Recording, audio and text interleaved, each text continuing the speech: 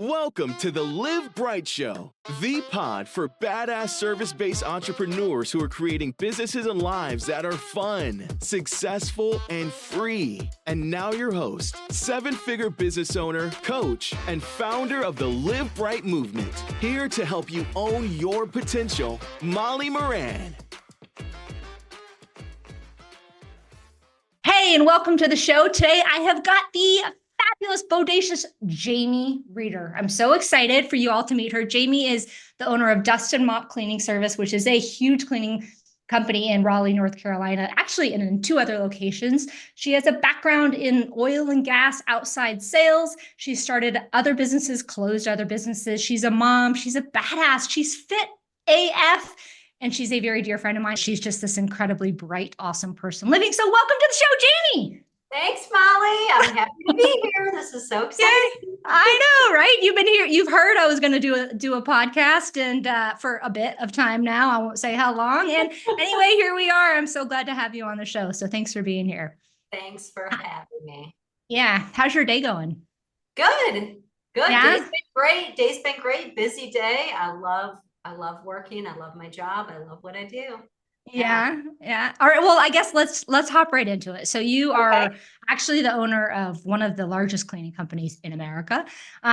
So tell us, this is just kind of an easy question. It's one that I actually always do want to know. And I don't even think I know the answer to this for you, which is weird because I've known you for a while, but how and why? So you were in outside sales in the oil and gas industry, had a very successful career in that, and got married, had a kid, you can tell us about that, but then started a cleaning company. So how did that happen? How did you decide to start a cleaning company and become an entrepreneur? Yeah. So if anybody had told me you are going to own a house cleaning company, I would have said, there's no way. There's no way. Because I hate cleaning, right? But no, I honestly, there would have been no way, but I always knew that I would be an entrepreneur. I used to tell my sister when I was in college, like, I'm going to own my own business someday. So I happened to get into house cleaning. I was in, like you said, I was in outside sales in the oil industry, which was amazing. I love sales. I spent about 10 years in sales, and it teaches you a lot of skills, a lot of life skills, a lot of people skills, and even how to manage in a way your business.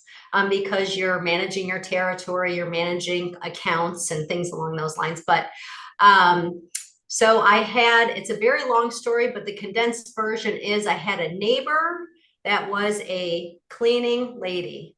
And in all of the sense that she did not have a actual company, everybody paid her under the table. She did have one helper, and she was my neighbor and a friend of mine.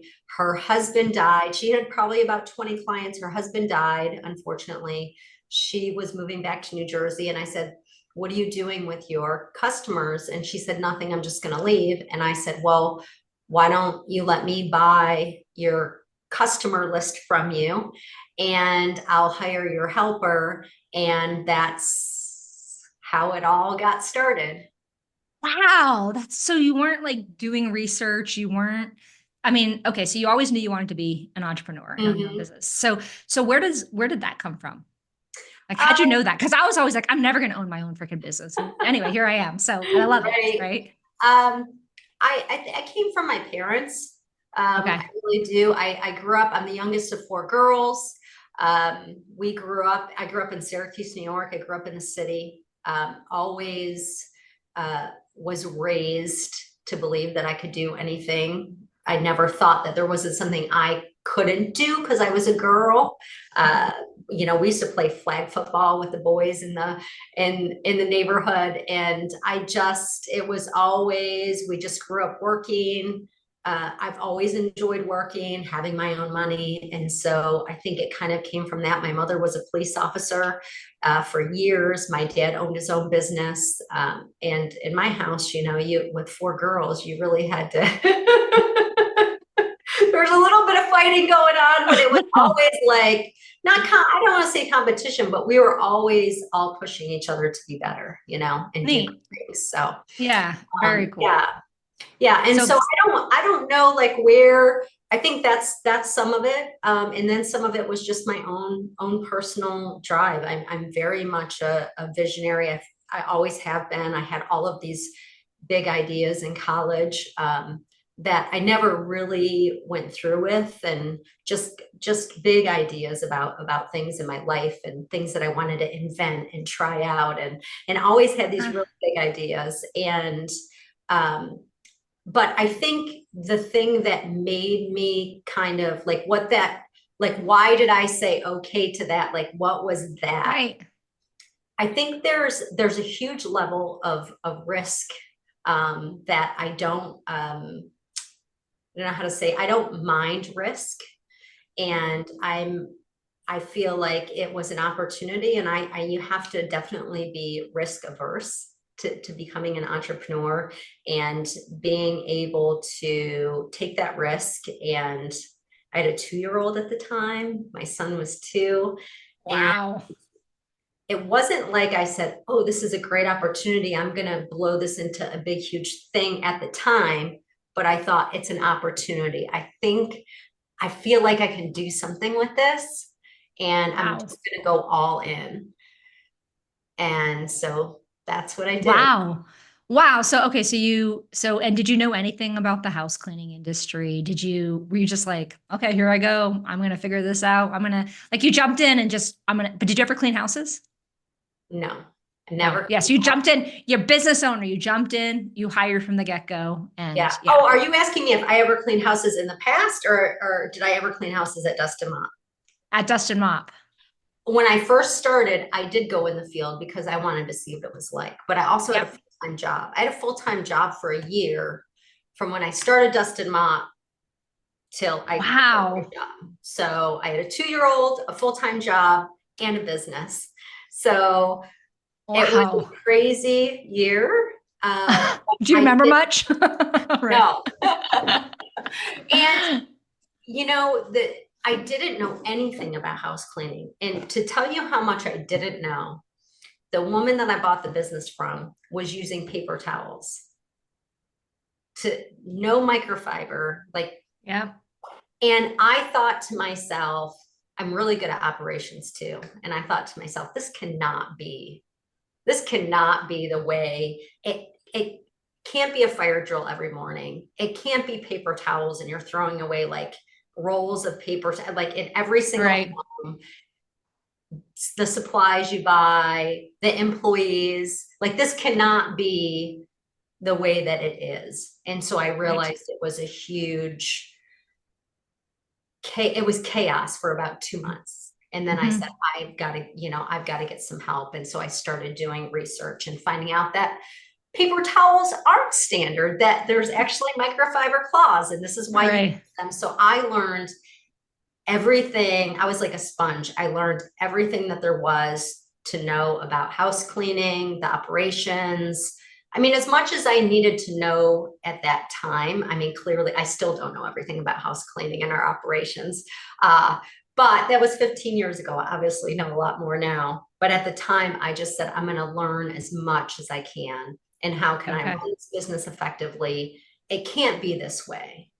It can't be this much chaos all the time. And so that's what I focused on for the first few years of my business. Reducing chaos, streamlining operations. Okay. Yes. And so how long did you have that full-time job and the company at the same time? And you still had the kid then too, right? I did still have the kid. Yes. a year, a little over. Okay. And then I did a little bit of contracting work because what I did was so niche in the oil industry, which I loved. I loved doing what I did. I used to go into industrial plants, and I would work with the engineers and the maintenance to do preventative and predictive maintenance. So their machines wouldn't go down in a plant. So for some manufacturers, for every second that their line goes down, they count their loss in seconds because the line, right? And so it was really important to do predictive and preventative maintenance with them. So that's what I did. And so it was a very niche thing anyways. So I had somebody contact me that was in the industry and said, hey, I've got a client that really wants to do some contract work. And so I did that. And then after like 6 months, I was like, no, I'm not doing this anymore. This is not for me. And I had someone call me a couple of years later and said, hey, Jamie, I was like, I'm not manageable at this point. I can't do it. Right. Totally. I think there does become a point of no return for a lot of entrepreneurs of like, oh yeah, I can't have a boss. Like, no, thank you. Right. Yes. Yeah. Right. No, thank you. And that happened early on, it sounds like, for you. That's interesting. It was. Yeah. Yep. It sure was. I just knew that I knew I had found my thing. Right. And again, that's why I said in the beginning, if you told me it was going to be house cleaning, I would have said there's no way. But I love solving problems. I love peeling back, the onion. I love finding that root cause. I love sales. So the sales piece was like super easy for me. That was the easiest part, really. But I did find that I really loved operations and figuring things out and how to make things better, and always bringing it back to me, which is hard to do. You have to be really, I wasn't as self-aware then as I am now, but even then I was at least a little bit aware that I'm the one that created the rules. I'm the one that's in charge. Like, it's got to all come back to me. Right. So it was always, wait, what does our quick reference guide say? Does it have this listed? Is this in there? Could it be misinterpreted? But it says this, but then this person interpreted it this way and somebody else interpreted it the other way. Well, it's not written properly. We need to fix it. And so we worked on that quick reference guide for probably, we still work on it because it's right. in electronic form and onboarding and stuff, but we're always updating it and tweaking it. But it's pretty set now. But I bet it is. Yeah. Well, especially I would think it would have to be for the scale that you're at now. So I want to ask you loved what you were doing in the oil industry. And so you left a job you actually loved because you had this dream of being an entrepreneur. Right. I think it's interesting that you're like, if you had told me I'd own a cleaning company, I would never would have, because that's the same for me. I'm like, yeah, but at the end of the day, you can find whatever you love in whatever business or whatever path you go down. Right. So you love solving problems. You love operations.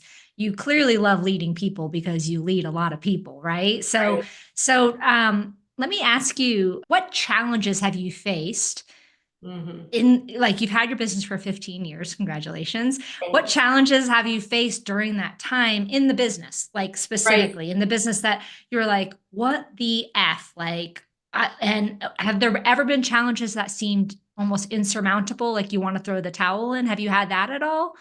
Or anything close to that? Not where I've wanted to throw the towel in, because for me,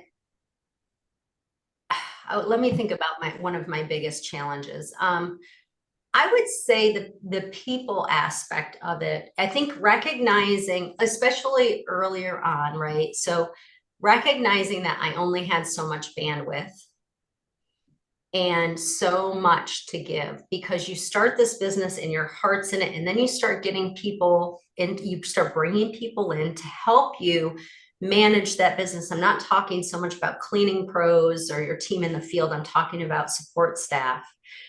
And then you have to trust them, right? You have to delegate.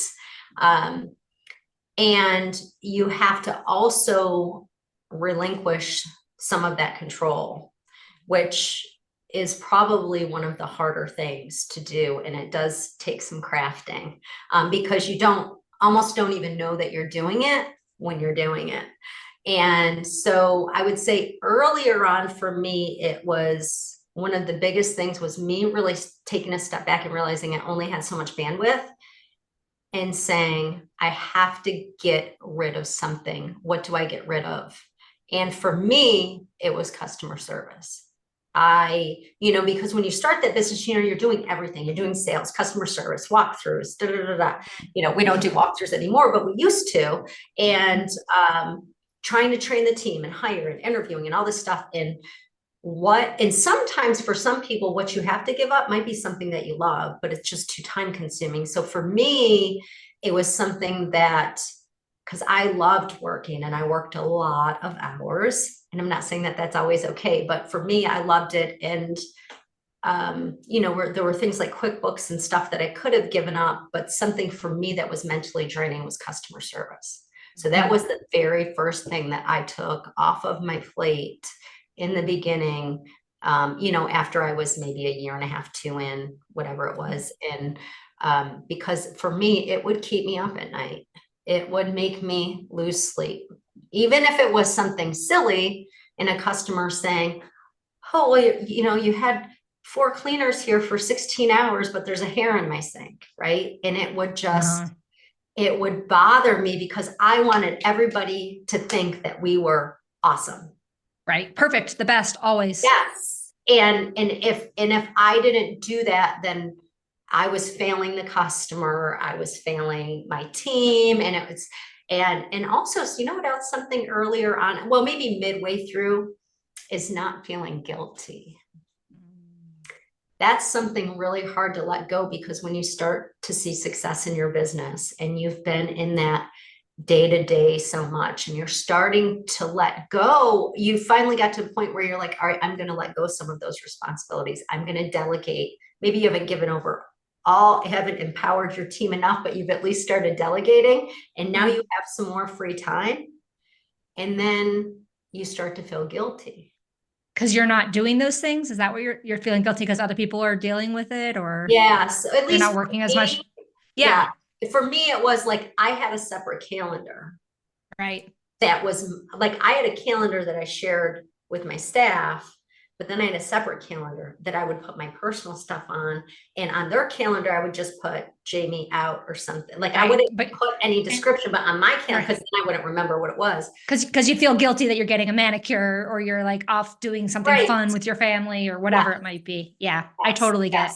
Yeah. There's that, like they're working, I should be working. I have to be there every day, and I have to be there from, morning till close. I got to be the last one to leave. I got to, but as you don't have to do that as a leader. Right. I'm like, wow, I know you now, and you've definitely evolved from there. Right. So that's awesome. That's awesome. I want to go back to something you said, which was, that you talked that the customer service thing it would keep you up at night. And so what I hear you saying is that, like, you personalize things an awful lot, right? And it's really, as business owners, I think a lot of us do that. And it's a really cool, exciting, interesting shift when you can have some separation from that and not take everything so personally. So what do you think shifted in you, or do you know what shifted in you other than removing that role from your plate? Because I'm sure you still see the 1-star reviews that your company gets every so often, or whatever it might be, right? Like to not personalize that. What shifted inside of you to make up, to let that go? Yeah. I mean, it wasn't something that happened in a year or two. I mean, that was still where I was getting pulled into customer service stuff, and I would still get so upset about it. And quite honestly, to be really honest, is I do not get involved in any customer service issues anymore, period. It used to be a joke probably about 5 years ago or so that, like, if my office manager said she needed help with a customer service issue, and I said she knew that would mean that the customer would likely get fired or stop being our customer, because if it escalated to that point, I had enough faith in her and knew that she knew what she was doing, that if it got to that point. So I'm just like, look, if they're not a fit, they're not a fit. It doesn't need to come up to me. So I stopped doing it. But really, for me, the shift was actually more on the personal side. And it was a huge shift for me, which is when I got separated and divorced. And it really, really made me, and this was in 2018. So this is not that long ago, right? This is 6 years ago. Okay. I was still really evolving, but I think what happens is when you have something that's, I'm going to say, traumatizing in your life, whether, especially personal, it affects every area of your life. And I think that just made things happen sooner for me, going through that, but also being very mindful and very healthy about how I dealt with my separation and my divorce. And I took a lot of time to myself and to get to know me, because you do not, I don't want to say everybody, but for me, I felt like I lost a sense of myself in my marriage. And I think that who I had become was not really somebody that I wanted to be.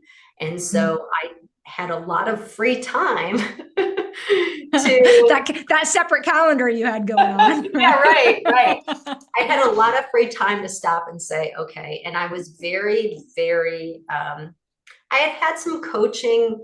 And I think me having Dust and Mop and having coaching and some other entrepreneurs and peers around me, surrounding me, kind of got me a little bit to that point. But my divorce really got me there, because I was forced to say, who am I? How do I want to present myself really to the world as a leader, as a mom, as a friend, as a sister, as a daughter? Like, how do people view me? How do I want to project myself? Like, as you can imagine, being in a divorce, it's not typically a good thing, and it's right. And for me, I was in a very negative space. So for me, being in and shifting into a more positive space and being very mindful about my energy, my focus, who was in my circle, who my future partner was going to be, was all, if I decided to have one, and being alone was fine too.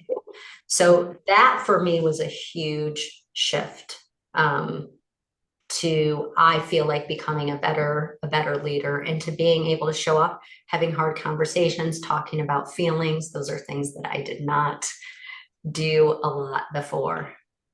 Interesting. Thanks for sharing that, Jamie. I think those sort of seismic shifts like that can happen in our life, whether it's divorce or death or whatever it might be, that really can shake us to our core and shake our identity. We have choices. Like there are a lot of different ways we can go. And I would think, divorce, a lot of times I see people blaming and people pissed and people just like pushing back rather than being like, and I'm sure that there was some of that for you too, but you did a ton of just, I'm going to reflect on myself. And which is just awesome. It's so awesome that I feel like you went inward and decided, okay, and what is my life going to look like? And how do I want to create it? Is that right? Yes. And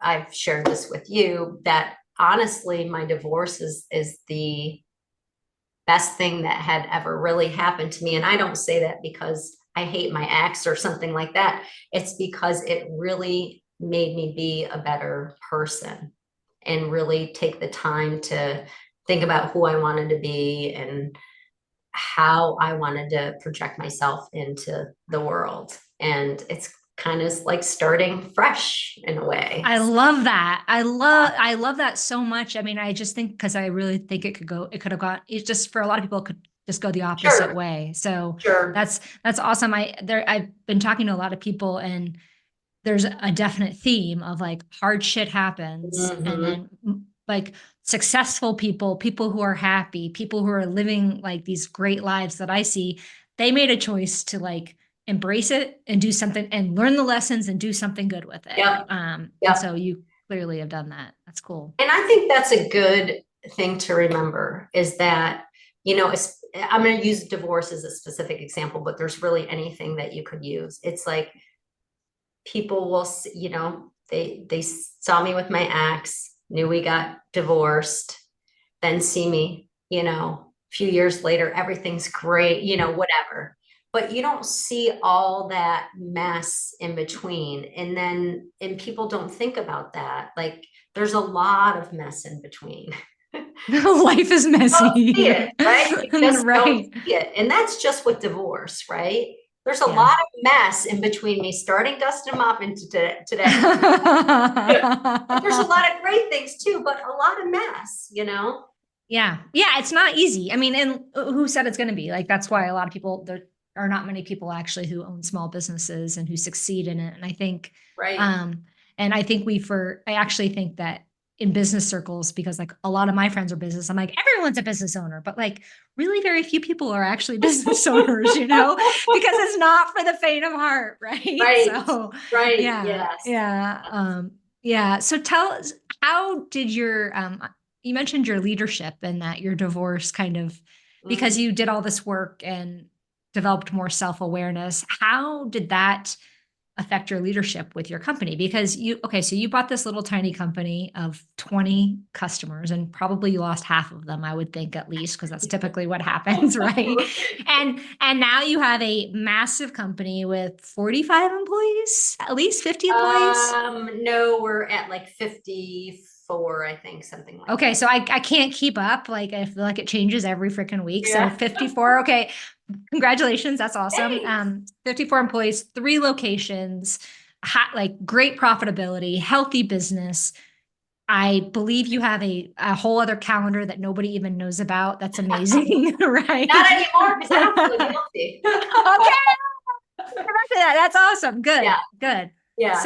So talk about what you've brought in for your leadership. Like what kind of, how has your leadership developed? If you would share that with us. I think people would love to hear about that. Sure. Yeah. I would say even more over the last, I would say 3 years is when I decided to start growing my business again, because I went through like massive growth in the beginning, then kind of flat for years, like probably like 6 years or something. And then really decided to grow my business again right before COVID hit, by the way. Perfect timing. Yeah, right. Great timing. But, you know, some of the things that I have brought is me being more self-aware about for me, I'm a very direct person. And some people don't really respond to that, right? I love directness. I love somebody to just say to me, Jamie, get your head out of your ass. I was just going to say that. I was totally yeah. Right? This is what you need to do. Either you do it or you don't. If you do it, this is what's going to happen. And if you don't, this is what's going to happen. You decide. And then I say, okay, right? Now I might not want somebody to make the decision for me, but give me the options, right? Like, and I like it very direct, but there's quite a few people in this world that don't like that. And it doesn't work. And so it has allowed me to say, hang on a second, we all communicate differently. So we get assessments for everyone's kind of working personality and how they work and how we can talk to each other. It's helped me take a step back and say, okay, well, just because I'm the owner and I'm the leader and I say, hey, I've got all these great ideas, like everybody should be so excited about them and be on board. Well, my manager, Charlene's been with me for 12 years and her and I are the exact opposite, right? Yeah, I know. For everyone who is listening and not watching, I am clapping because that is amazing, Jamie. I mean, in this industry, having a manager for 12 years, I've had 12 managers in 12 months. Just kidding. I haven't. But anyway, go on. Okay. Listen, she's amazing. And more of the exact opposites, which in a way, well, in a lot of ways makes us work really, really great together. But to work great together, you have to understand each other. So we had to go down the road of how do we communicate with one another? And so, and every assessment we take, we are complete opposites. Wow. So it really made me realize and understand that while I'm super excited about all these things, it was stressing her out because I'm on idea 60, Molly, right? I know. She's on idea 1, still figuring out how she's going to make that happen. Right. Right. Yeah. And it's funny because she'll read books like Traction and, the Visionary and the Integrator. And she read, like reading Rocket Fuel. And she's like, said, I'm laughing in my car because I'm like, did somebody follow me and Jamie around? Write a book about us? Like, that's how opposite we are.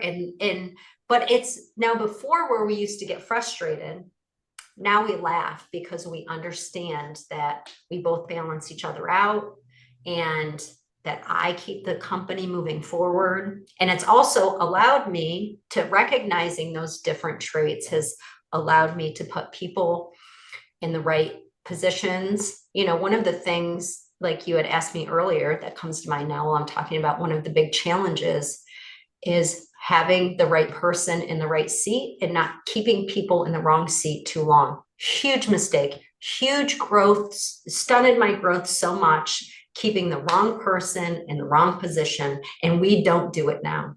If you cannot perform within whatever time we have for that, it's not going to work. And we're not going to make a position for you.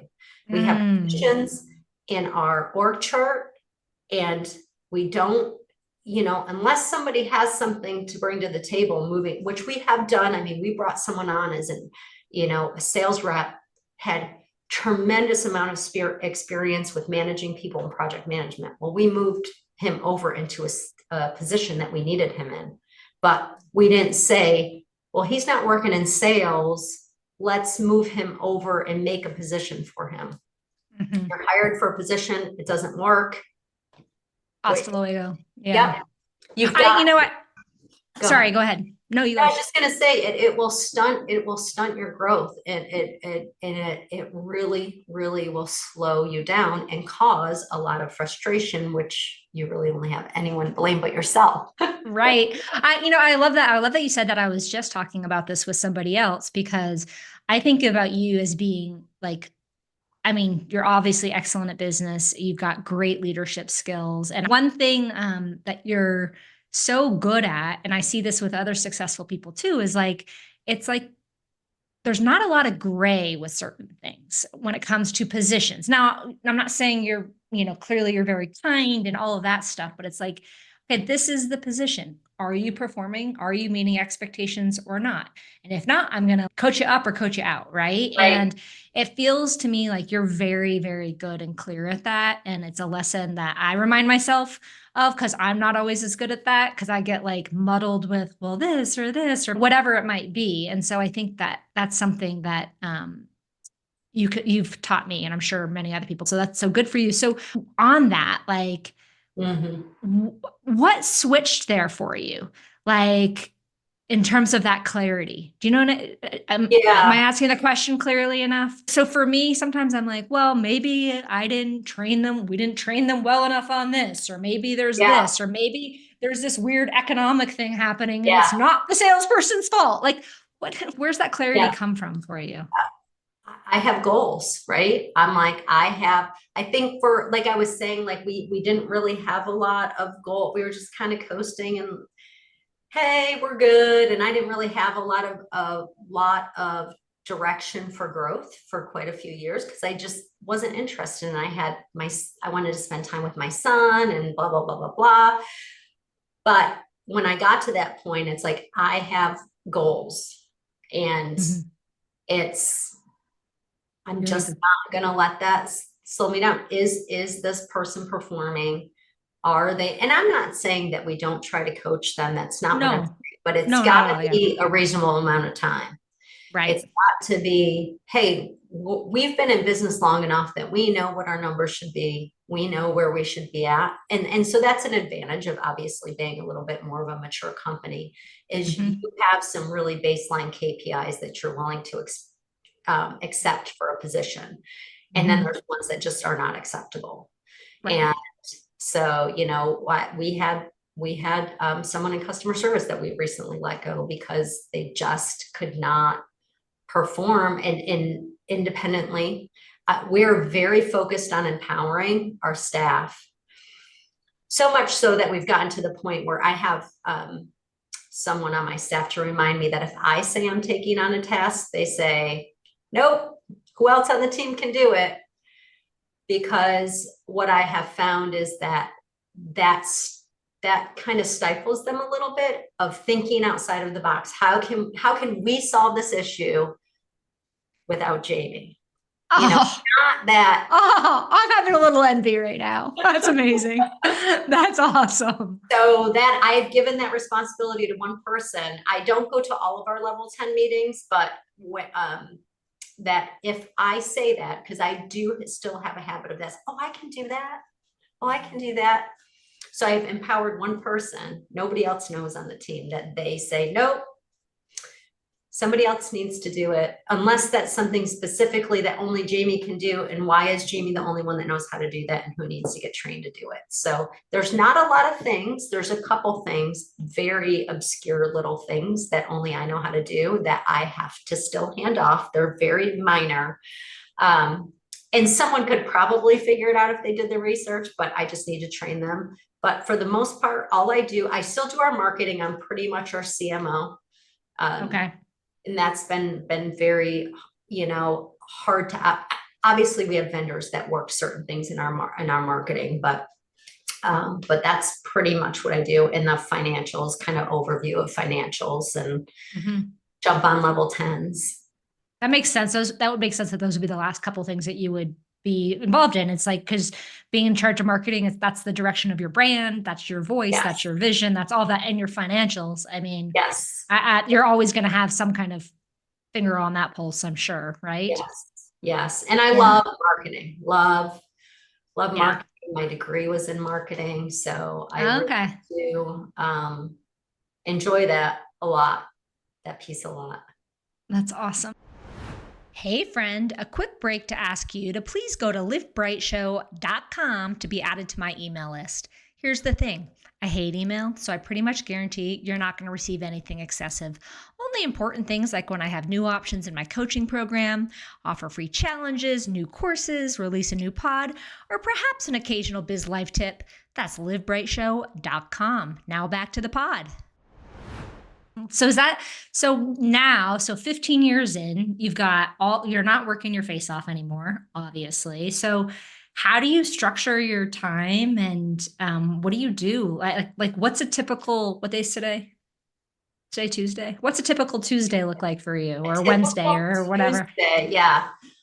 It depends on the. I like it. That's what I thought. This is good. I'm going to give you a typical. Right now, I'm working on 2 projects, but I won't get into them, but I'm working on 2 big projects for the business. But I would say a typical day is, get up, I have my coffee. Sometimes I go to the gym in the morning. Sometimes I go in the afternoon. It just kind of depends. I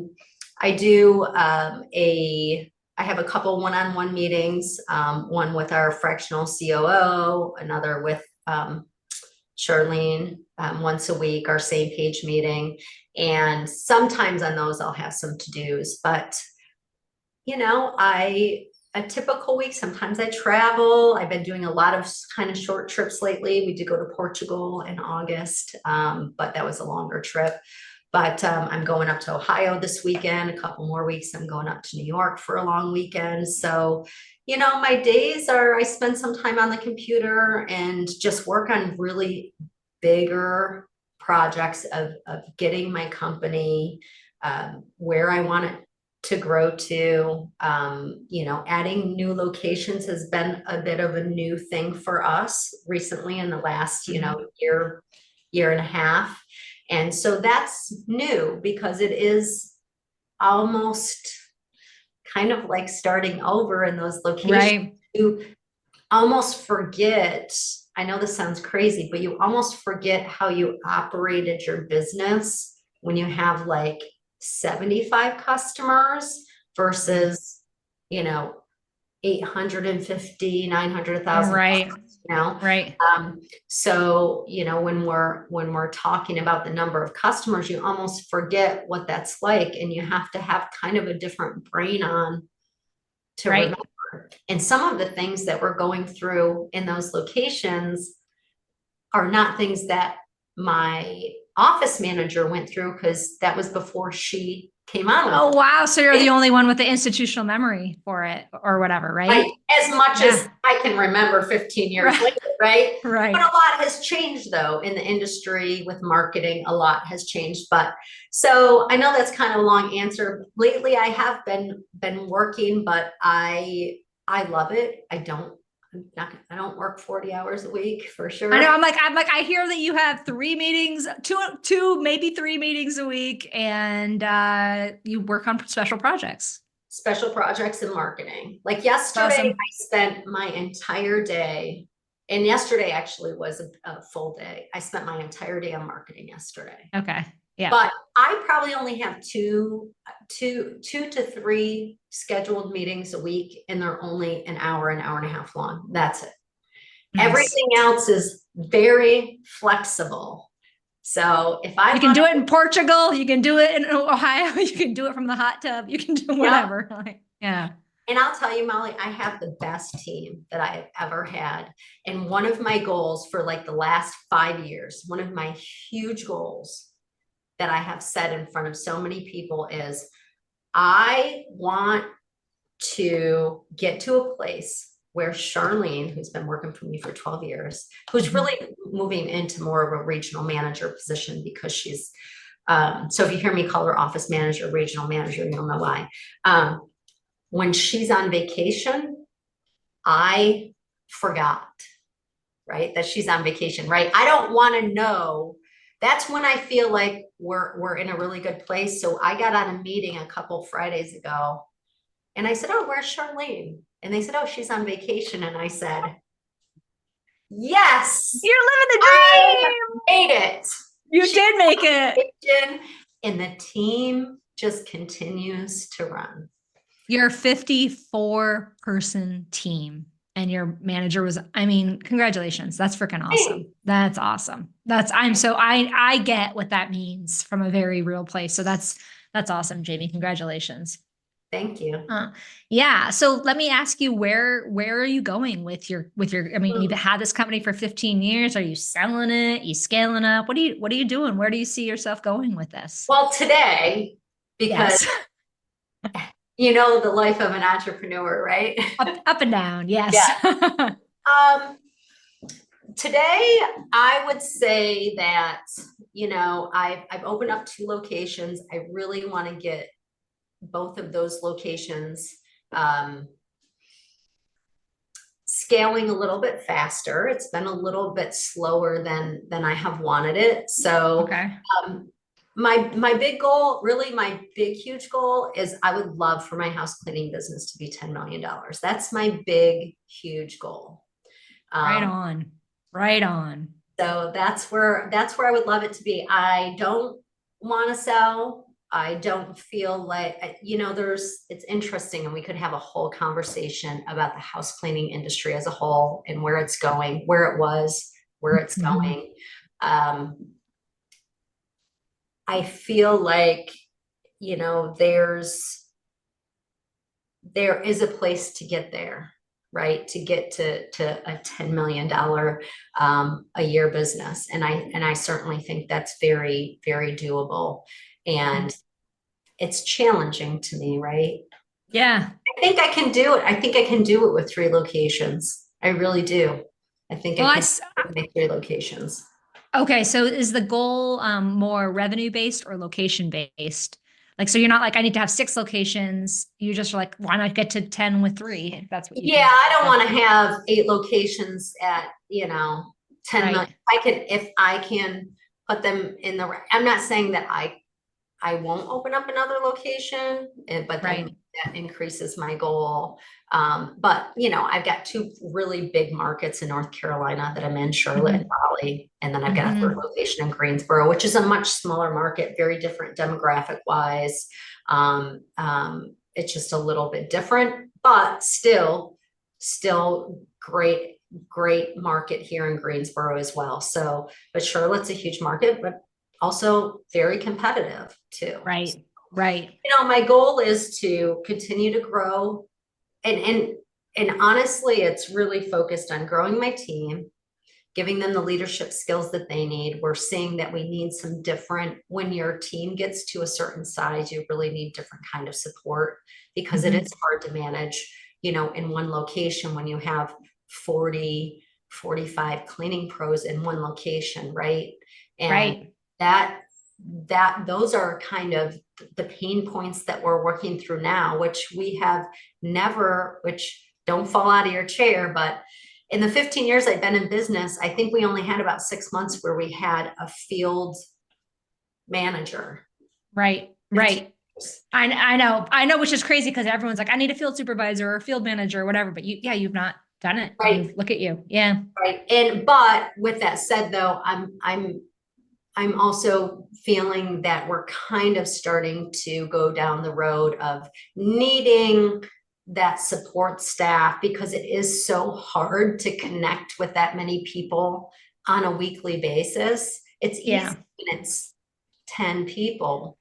Right. When you get, you know, but I think when you start to get up in the 30s to 40 people, managing that many people, it is hard to make them feel important, to help them feel heard, to let them know that you care. And you can only pause so much to pull people aside, you know, and hey, how are you? Or just to say hello. And so those are kind of the growing pains that we're looking at it. So it's not really just, and I really want to drive this home, it's not just a revenue goal, because we can't get there without really, really great leadership and people in the right seat and in the right position. And, you know, even the person that we're looking at for our Raleigh location to do some of that field, she's younger. She's going to need a lot of leadership. She's going to need a lot of, hey, we trust you, but we're going to verify, right? Trust, verify. And even I still do leadership training. I have mentors. Charlene, you know, she even asked me the other day, she's like, what does that, like, what do you see my position being, you know, down the road, and who do I need to be and where do I need to be? So I gave her some books to read. And so that piece of it is so important, because if you don't have a good team, you can only do so much. And yes, you can push forward to a point, but when you get to a certain level, you can't. If your team starts to fall apart, and you have to treat your people really well. I mean, you do.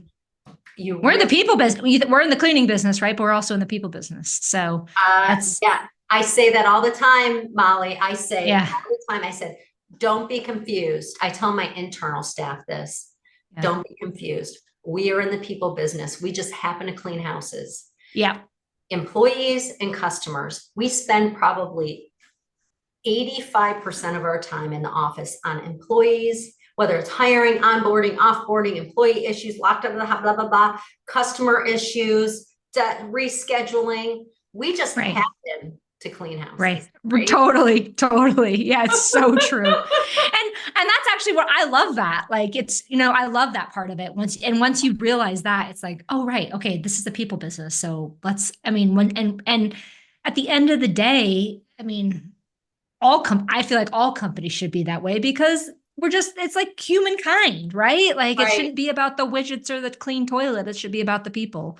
Yeah. So that's awesome, Jamie. It's awesome. Well, I could talk to you for so long. I don't want to take up all your day. And I probably am going to have to invite you back at some point in time, maybe for my 100th episode or something like that. I would love to. Yes. Do that. Yeah. But congratulations on all your success. I think it's so fun to watch it. I'm excited to watch you scale and have a window into watching you scale to be a giant cleaning company. It's going to be great to watch. So yeah. And what I'd love to do to wrap up is ask a couple. I like to play this little rapid fire game, and there's no rules except you can say skip if you don't want to answer anything. Nothing's off. You can skip, you know? So, it's just kind of silly and fun. Does that sound good to you? Sounds great. All right. Fantastic. So we'll start really easy. What's your favorite pizza? Cheese. Really? Yeah, I'm super surprised. Okay. All right. So, okay. What's your favorite movie or TV show right now? Oh my goodness. Oh, movie or TV show. I love, all right, I'm gonna pivot that. I love true crime. So like any true crime, like podcast or true crime documentary, I Oh, love. there's a dark side to Jamie Reeder. Oh yeah. Okay. Okay. Well, because in my former life, I used to think that I could like be a detective, right? So I literally would watch like Dateline or like 48 Hours, and I'd be like, I'm gonna solve this mystery in like 30 minutes. They just get me on the, I got it all, right? That's So I amazing. know I love true crime. But I love like Narcos was one of my favorite Netflix Oh, yeah, documentaries. that was a good Or one. well, not Yeah. it wasn't a documentary, I'm sorry, but it Yeah. was based on a lot of facts. So I kind of Yeah. I like the dramas. Okay. I just Okay. finished up Succession, which I know I was way far behind on, but Oh, I didn't get all the way through that one. Okay, but yeah, you like the yeah, it's drama, kind of the high getting bored. Yeah, intensity. I Okay. love drama. Um, Okay. Okay. Comedy's not as much, but Yeah. yeah, but I'm enjoying Veep though. I started watching that and that is hilarious. So, Okay. I haven't seen that. I'll have to oh, check that it's one so out. All right. funny. It's She's really so funny. Julia Louis-Dreyfus. She's Oh, she's, hilarious. you know, I was never a big Seinfeld fan, but I didn't realize she's so talented. But I'm telling you, that show is so funny. Like, Okay. All right. I'll check it out. okay, Veep. go Okay. ahead. All Sorry. right. Okay. Sorry. All right. Okay. So where's your next? Rapid fire does not work very well for me and Miranda. I know. Well, We hey, get off on however it. it goes. I start chasing squirrels. So, All right. What do you have any hobbies? Favorite hobby? my favorite hobby. You can also say skip. You can say skip. Yeah, I don't really, I mean, I love working out. I love going Yeah. to the gym. I like lifting weights. I love just exercising in general. Show us your guns. Show us your guns. How big they are. Oh, all right. They're not all that big, but yeah, I do. I would say that's probably where I spend, and I enjoy my boyfriend and I, that's something we enjoy doing together. We play a lot of board games and a lot of card games and stuff, love playing cards. And I actually puzzle a bit later in life. I hated puzzling, like doing puzzles, like, and yeah. But every now and then, yeah, we'll do. I forgot we have a puzzle to send you. I forgot about that. We'll have to get that to you. I've been All waiting. right. All right. Next question. It's a would you rather. You know, would you rather? Yeah. Okay. Would you rather have a beard that you can't shave off or hair that grows 10 inches every night in your sleep? Hair that grows 10 inches every night in sleep. Okay. Okay. It's not even close. I know. Okay. All right. Would you rather go up in a spaceship for a week or go explore under the sea in a submarine for a week? Oh. This is supposed to be fun, Jamie. Those are both my worst nightmares, but if I had to, I would say a sub only because I feel like it's a little bit, it's submarines we use more than spaceships. So my likelihood of death is very low with submarines. Probably very high going out into outer space. Yeah. Okay. Okay. All right. I guess I had an assumed safety thing in there, but okay. I hear you. Okay. All right. Last question. This is a more serious one. Would you say that like you've got this clearly a kick-ass life where you have like, you know, you've created this really great life where you get to work when you want, you get to work on things you love. You're shining, like you're such a good example for so many of us. So thank you for that. So do you feel like you landed here by design or do you feel like it's by luck? That's a good question. I would say it's a little bit of both, honestly. Like it's funny because my dad he likes to gamble a little bit. He's business, he's like, and he's always talking about luck, but he's also like, you kind of create your own luck too. So yes, I was lucky that I happened to buy this house and live next door to this lady, and unlucky that her husband passed away, but that I saw for her.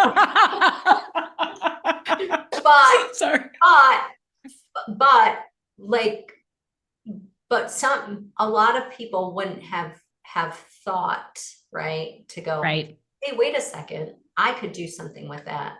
Right. You know, I could do that. So I honestly, and I know I don't want to evade the question, but I really think it's a little bit of both. I think it's definitely not, I did everything and it's all me, because I do think that there's some luck in this world. There's some luck that I got my manager, Charlene, that came and worked for me. And she came through me through another entrepreneur that I know in the Raleigh area. Right. And she just happened to be moving to Raleigh and with her husband. And so yeah, there's some luck involved. I don't think it's always just about, oh, well, I did all this hard work and it's all because I did all these things. But then on the other hand, it is, because it wouldn't be where it is if it wasn't for me in your direction. Yeah. Well, I agree with you. It's like, it's what do you do with whatever opportunities present to you? Because having a manager for 12 years through all kinds of growth is not easy. That's not just you getting lucky over and over again. Like, you've had to like up level your skills and work hard at that relationship and everything. So, well, Jamie, what a pleasure having you on the show. Thank you so much. Friends, you can see Jamie. You can find her on Instagram. What's your Instagram handle? I'll put it in the show notes, but what's your Instagram handle? Yes. I'll put it in the show notes. Okay. Wherever you can find her, you can also check out her website, dustandmop.com, which it's a great website. She's excellent at marketing. She is a leader in our industry and really in the home service industry. Thank you again, Jamie, for being here. It's been a pleasure talking to you as always. And I'll talk to you soon, and live bright. Bye. Thanks, Molly. And that's it for today. Thank you for joining us for another episode of the Live Bright Show. If you enjoyed this pod, please go to livebrightshow.com to be in the know for new program offerings and podcast releases. Molly has more awesome guests and content coming your way, so you're going to want to be on that list. Also, just because you're still listening, it would be incredible if you could go ahead and subscribe to this podcast and provide the show with a 5-star review. You know how they help. Go forth, have fun, and live bright, friends.